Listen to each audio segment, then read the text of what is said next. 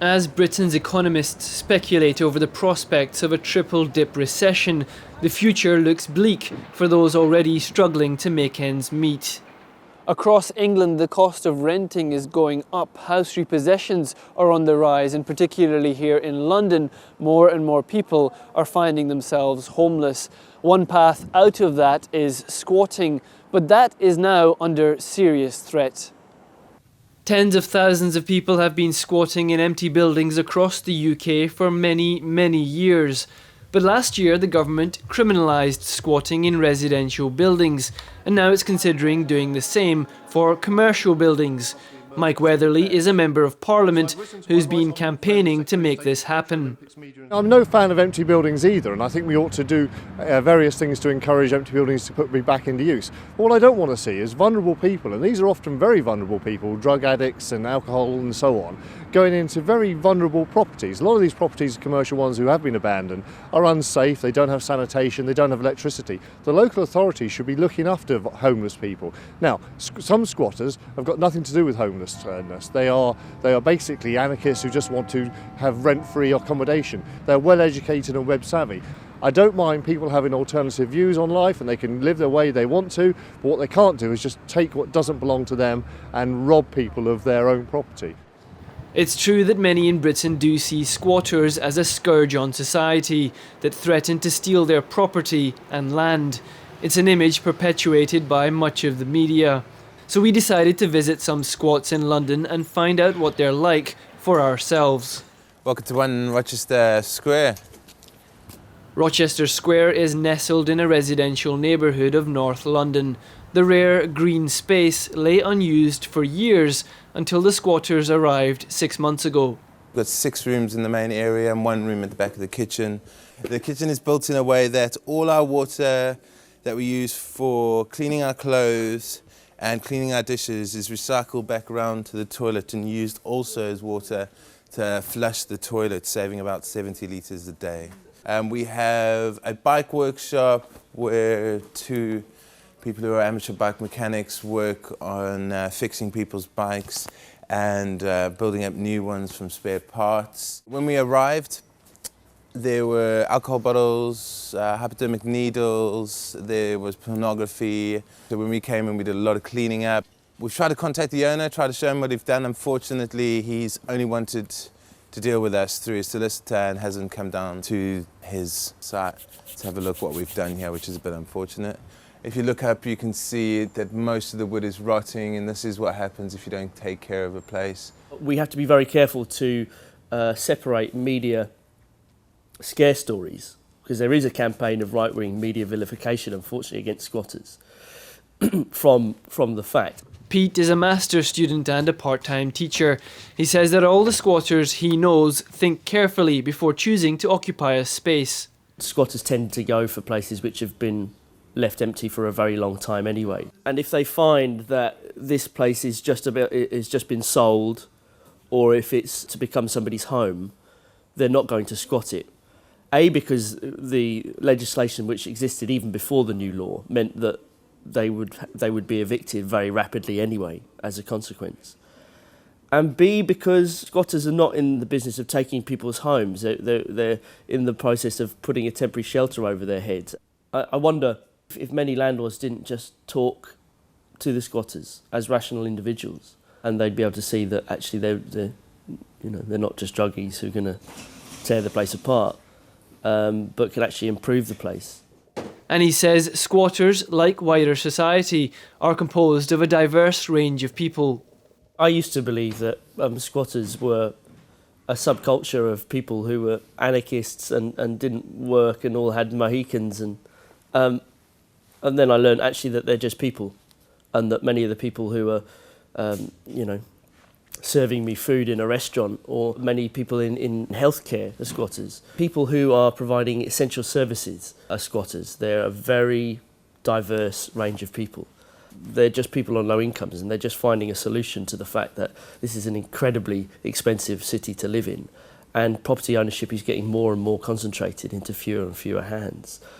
London is among the most expensive places to live in the world, Anna previously rented a room in private accommodation, but even that cost her half her earnings each month. She now lives in the garden squat. If I'm working and I need to pay a rent, I will use more than 50% of that money to pay the rent, plus feeding, plus transportations, and basically that will mean that I will be living to pay my housing, and I don't believe that that's fair, because housing, food and health, it's a human right. So many people without houses, so many houses without people. Why? While filming at the squat, we stumbled into a gathering of neighbourhood residents who'd come to voice their opinions on its use. And we were surprised to find that overall they were supportive of the squatters, telling us the space had previously been a den of crime. If somebody owns land, then what they do with it, and this is a private space, privately owned space, is, it should be to a degree up to them. But if there's no action taking place, and that's continued for a significant number of years, then those decisions need to be made by somebody else who's more capable, especially because this is such a significant area of land. We're not talking about a small garden space in the middle of, a few other houses. This is several, maybe even 10,000 square foot in the very centre of a very, very built-up area in very central London. There's certain times when I feel very strongly that, squatters shouldn't get into private properties, and there's certain times when I think, go for it. I'm really pleased to see that unused spaces in central London are being used, especially when they're being used as productively as this. However, I've seen people's properties damaged in a number of unpleasant ways by people who don't have the same sort of moral code, I guess. The squatters, however, have been served a notice of eviction. Their efforts to convince the local authorities to buy the land from the landlord so that it can be used by the local community have so far failed.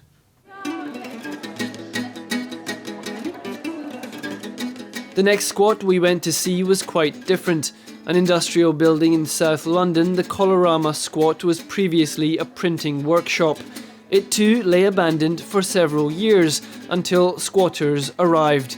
It now serves as a multi-purpose hall downstairs and accommodation for squatters upstairs.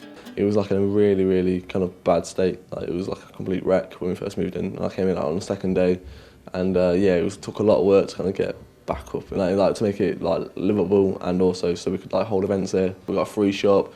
We got free events, free music, free kind of movies, an info shop, a library for people who want to read up and access that kind of stuff. And we got a lot of people from the community turn up. We had families, we had kids running around here. But we've also got squatting networks and stuff like that, which is a very broad kind of range of people. But it's political types, people who are squatting just to have a roof over their head, and it's just the neighbourhood and all that kind of stuff. Tom was homeless until he found this squat. He says he doesn't want to be dependent on the welfare state, and that squatting has given him the motivation and the independence he needs to change his life. And before I came here, I was homeless for 8 months, so I had nowhere else to live, and I was and without squatting, I would have been on the streets. I would have been, there was no way I could have avoided to live.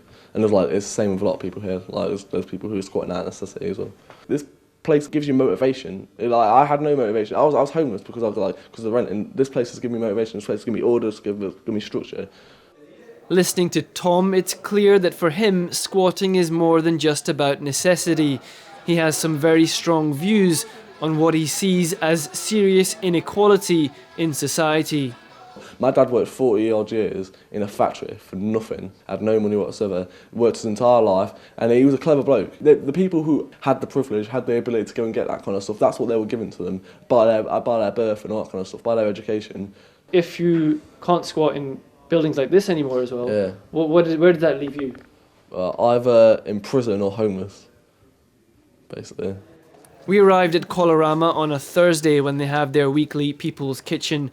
They open their doors to the public and provide freshly cooked meals to anyone who comes in. Donations are welcome, but not necessary. So who pays for all this food then, you might wonder? Well, we were invited to meet 2 squatters just after midnight in sub-zero temperatures to find out.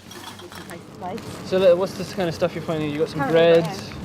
I got a malt loaf. It all looks a bit unhygienic, piling through the bins of a supermarket. But these two have built up experience of where to go and what to look for. And it seems like they're wearing appropriate clothing. Some of the food they find is actually quite expensive in the stores, but all of it has been thrown out, even though much of it is still edible. On this night we found plenty of fruit and vegetables, almost too much to carry, in perfect condition. Many squatters live on this supply of food which would otherwise end up in landfill. Another example, they say, of how society is wasting its resources.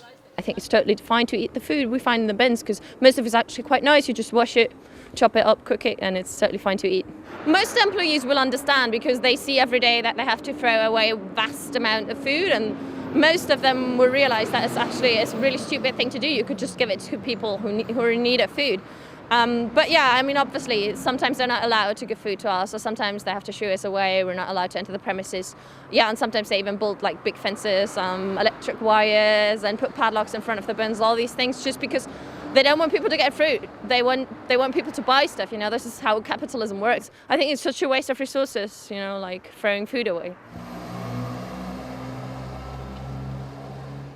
We've got one last squat to visit. This is one that critics like Mike Weatherly would possibly approve of. It's based in an abandoned pub in North London. Nathan showed us around. He lives here with up to 16 others, spread across several floors. He says the building has been empty for around 10 years, and although they moved in without asking anyone, when the landlord finally turned up and met them, he was impressed in the way they'd maintained the property and let them stay, if they agreed to leave when he wanted it back. Before we moved in, the garden was full of sewage. The whole place is pretty much like derelict. Like we've recently redecorated all in here, so it looked nothing like this. It was a real state. You know, we've had to sort out the plumbing, clean up. I asked Nathan how he felt about other squatters who occupied buildings against the landlord's wishes, and whether he thought they were stealing that property. I don't think it's necessarily stealing, because the idea of squatting isn't that you nick something from someone. You know, you don't want to permanently deprive someone of a place. If a place is empty, you want to be able to utilise it to give other people a home, create more homes. If it genuinely is empty, so I'm not on about going into a building, stopping people from doing work on their home, or they've just gone on holiday, or they pop to the shops and you're in there, because that thing doesn't happen. No one really wants to do that, because A, you deprive someone of a home, and secondly, you're going to be out on the streets because you're going to get caught order and police are going to drag you out. There are obviously people who squat buildings that are in use, and I don't think that should be done. But you can do your homework. You can research a building and find out if it is unused, and the planning permission on it and everything. In the UK, there's 700,000 empty properties, and there's estimated as 500,000 hidden homeless. Squats are a great social safety net. The fact there's so many vulnerable people in squats goes to show how much the system is failing them outside of squat society. I think rather than come down on the squatters, maybe we should come down on sort of like the inequality within society. There are people in this house who work and yet still have to squat to be able to get by.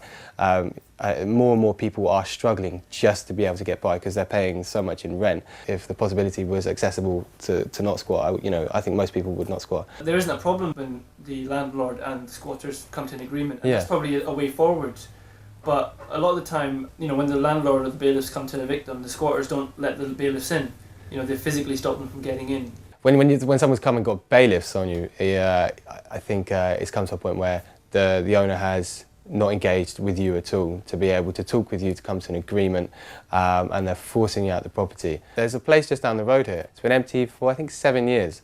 It's been squatted 3 or 4 times, and each time they get bailiffs in and evict people, and then it stands empty. You're just going to leave the building empty for another 5 years. Can we not just stay in here until you use it, and they just force them out the street? I can understand why people would want to resist and hold their home. But that's not how supporters of criminalising squatting see it. These buildings aren't being wasted, they belong to somebody. If I don't drive my car for a year, that doesn't give a squatter a right to go and drive my car, or if someone's not using their property which they've bought. So it does belong to somebody, and they are stealing something that doesn't belong to them. Anything that they say about making the premises better or improving it is actually false. They don't run round the Hoover before they leave. I've seen open fires in these, they've seen some of these buildings destroyed, and there is a lot of drug taking and antisocial behaviour associated with a lot of squats. Not all squats, but a lot of squats. And if you talk to some of the residents that I do that are around squats, they are very disturbed about the squats. There's late night parties, there's music, there's all sorts of people coming and going through the night, and they don't really like that type of intrusion into their lives. It is true that some squatters occupy buildings or land for political reasons, such as the campaign to stop a new runway at Heathrow Airport, or others who object to the way wealth is distributed and society is organised. But should they be imprisoned for doing so? And as for antisocial squatters... There's a whole range of squatters and squats. Just in society, you've got nice people and you've got dickheads. It's the same in the squat community. You've got the same thing. Majority of people are quite understanding. Whenever anyone goes into a home, they want to create a home. They don't want to go into a place and destroy it, because then it's shit to live there.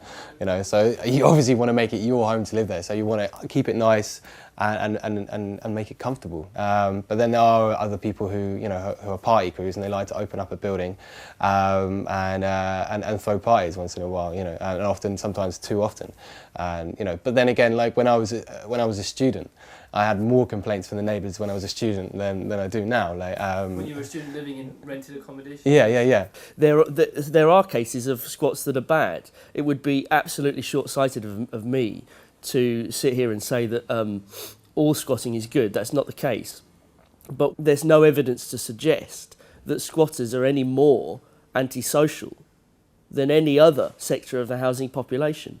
I've lived in private rented accommodation with incredibly violent, antisocial people who take drugs and listen to loud music and are bad neighbours. Many of the most community-minded people I've ever known are squatters. The squats we visited certainly seemed to be well organised and, as far as we could tell, responsible within their respective communities. But with residential squatting already criminalised with a penalty of up to 6 months in prison, and squatting in commercial buildings probably next, something is going to have to change. The average rent in London is over £1,300. Over £1,300. Now, there are 80,000 empty buildings in this city. Many of those are registered in tax havens. We've got lots of companies which are absentee landlords, leaving buildings empty and speculating on them. And that's the crime. The Conservative government has decided to legislate in favour of landlords to the point where it says that the right to own private property, even if you own lots and lots of buildings and keep them empty for 20, 30 years, is so much more important than the human right to have a temporary shelter over your head that they're willing to throw people who do the latter into prisons.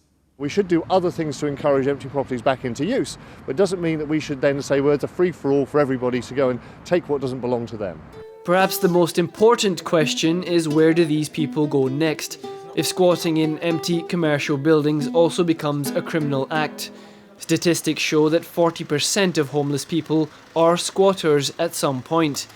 At a time when the government is trying to reduce its welfare budget, the last thing it needs is more people on low or no income joining the queue for housing benefits.